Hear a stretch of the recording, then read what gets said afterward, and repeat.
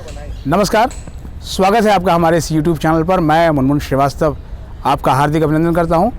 आप देख रहे हैं मेरे ठीक पीछे ये आर्ट्स फैकल्टी है। डूटा चुनाव के लिए कल यानी 26 नवंबर को यहीं पर वोट डाले जाएंगे। डूटा चुनाव इस बार बहुत महत्वपूर्ण है दोनों ही पार्टियों के लिए। जो वर्तमान में काबिज़ है वो है DTF, democratic teachers front. Democratic teachers front से डॉक्टर आभादेव हबीब चुनाव लड़ रही हैं। वहीं नेशनल डेमोक्रेटिक टीचर्स फ्रंट यानी NDTF से डॉक्टर अजय कुमार भागी हैं। मुख्य मुकाबला इन्हीं दोनों उम्मीदवारों में है। हालांकि AAD की ओर से डॉक्टर प्रेमचंद और एडहॉक्स ने एक उम्मीदवार उतारा है, डॉक्टर शबाना आज़मी को, जो कि खुद एडहॉक हैं और जाकिर हुसैन कॉलेज से हैं। लेकिन मुकाबले की जो तस्वीर बन रही है वो यही है कि द्विपक्षीय मुकाबला होगा दोनों ही पक्ष में। अब आइए जानते हैं कि आखिर पलड़ा किसका भारी है। सबसे पहले बात करते हैं वर्तमान डूटा नेतृत्व की। 2011 से लेकर 2019 तक, यानी कि 2019 में भी जो लास्ट चुनाव हुए थे कोरोना काल से पहले, उसमें ये पद DTF के पास रहा है। वर्तमान में डॉक्टर राजीव रे डूटा के प्रेसिडेंट हैं, जो कि DTF से संबंध रखते हैं। इसके पहले भी 2019 से पहले 2017 में भी वही थे, और 2011 से जो डॉक्टर अमरदेव शर्मा से सिलसिला शुरू हुआ था वो 2019 तक DTF ही डूटा प्रेसिडेंट के पद पर काबिज़ रही है। NDTF के लिए ये चुनाव बहुत महत्वपूर्ण है। बहुत महत्वपूर्ण इसलिए है क्योंकि बीते 22 सालों में NDTF को कभी भी प्रेसिडेंट पद पे कामयाबी नहीं मिली।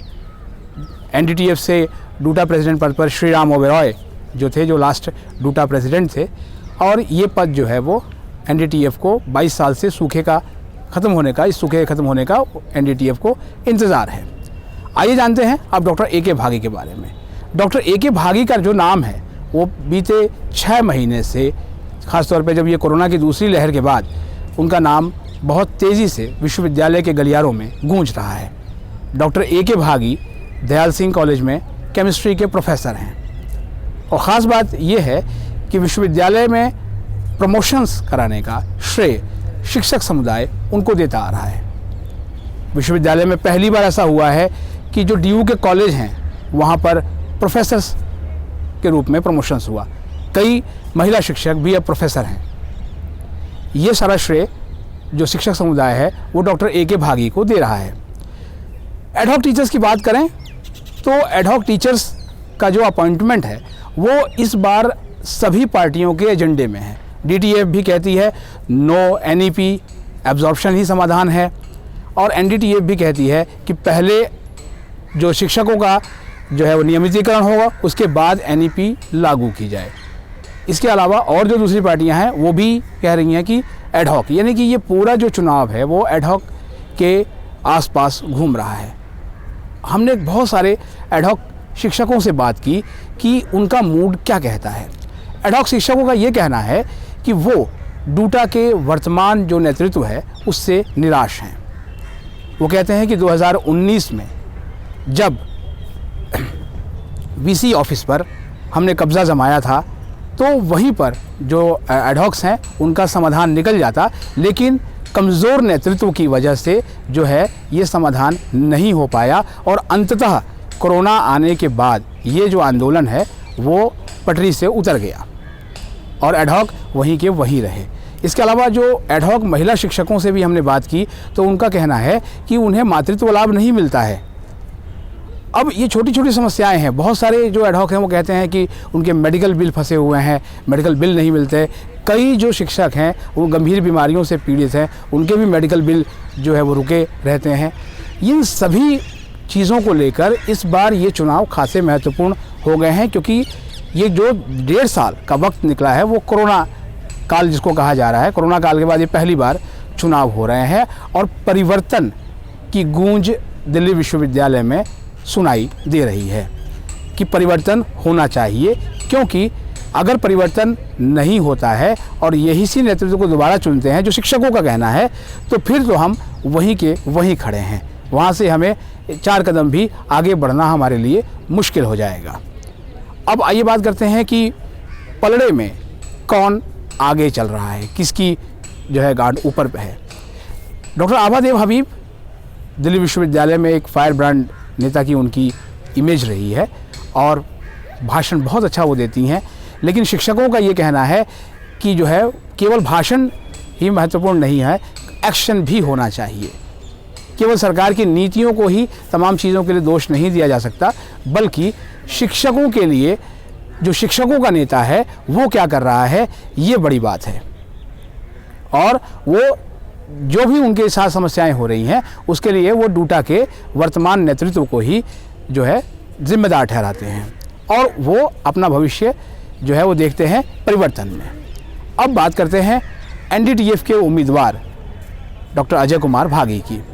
अजय कुमार भागी स्वयं भी कोरोना से पीड़ित हुए और उन्हें ब्लैक फंगस भी हुआ, लेकिन उसके बाद उसी दरमियान भी वो लगातार शिक्षकों के हित में काम करते रहे और घूम घूम के मंत्रालय से लेके और विश्वविद्यालय प्रशासन के बीच में एक कड़ी के रूप में काम करते हुए उन्होंने वो तमाम जो है काम करवाए।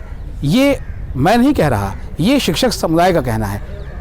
चूँकि डूटा इलेक्शन है, चुनाव में कोई सामने नहीं आना चाहता, लेकिन कैमरे के पीछे ये सारी बातें हमें एडहॉक शिक्षकों से लेके उन परमानेंट शिक्षकों ने बताई है जो कि दिल्ली विश्वविद्यालय का हिस्सा हैं। एक परमानेंट शिक्षक ने तो ये भी बताया कि दिल्ली विश्वविद्यालय में तो कई एडहॉक शिक्षक रिटायर हो गए और उनका परमानेंट अपॉइंटमेंट नहीं हुआ। अब आप बताइए, इससे बड़ी जो है वो विकट स्थिति क्या हो सकती है कि एक टीचर अपने पूरे जीवन काल में एडहॉक के रूप में ही रिटायर हो गया और उसे कुछ भी सुविधाएं नहीं मिली। क्या इस दिन के लिए ये एडहॉक पढ़ा रहे हैं? आज जो लगभग 5000 जो शिक्षक एडहॉक दिल्ली विश्वविद्यालय के विभिन्न कॉलेजों में पढ़ा रहे हैं, उनके सर पर हमेशा तलवार लटकी रहती है, क्योंकि 4-4 महीने के लिए उनको लेटर मिलता है। वो अलग बात है कि जो नेतृत्व के सक्रिय होने की वजह से अब विश्वविद्यालयों में उस तरीके से इंटरव्यू नहीं हो रहे हैं, नहीं तो हर 4 महीने के बाद उनकी नौकरी खतरे में पड़ जाती थी। लेकिन अभी भी वो अपने स्थायित्व को लेके श्योर नहीं है और इसीलिए पिछले दिनों कहा गया था कि क्या एडहॉक फिर चले जाएंगे। 2019 का डूटा इलेक्शन के ठीक पहले एक लेटर बम फूटा था और उसके बाद जो है वो इलेक्शन थे और जो है वो बाजी कहाँ से कहाँ चली गई ये आप इतिहास है।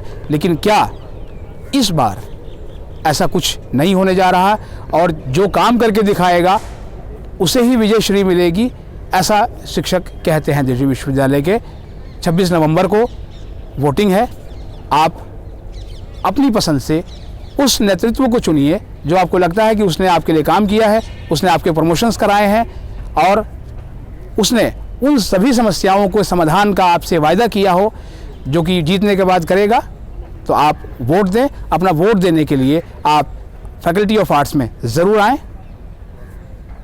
मैं आप सभी लोगों को इस चुनाव के लिए शुभकामनाएं देता हूं।